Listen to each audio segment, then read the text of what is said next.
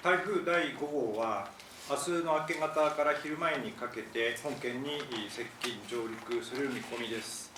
これに対応するため、先ほど16時に災害対策本部を立ち上げました。この本部委員会議には、気象台、そして陸上自衛隊、国土交通省からご参加をいただきましてありがとうございます。今後も情報共有、連絡等密にしながら対応していきたいと思いますので、よろしくお願いいたします。平成28年、2016年の台風第10号災害をしのぐような雨となることが予想されております。令和元年2019年の台風第19号に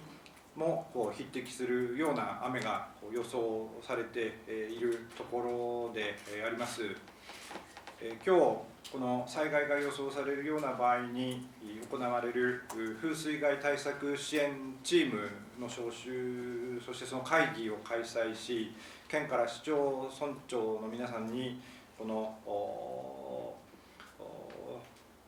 平成28年、令和元年それぞれこの台風に匹敵するような大雨が予想されていること、明るい時間帯に避難を完了するよう助言したところであります。市町村において今必要な対応が取られているところであります。県としては市町村との連携体制を確立し、関係機関と連携をしながら、人命を第一に対応していきたいと思います。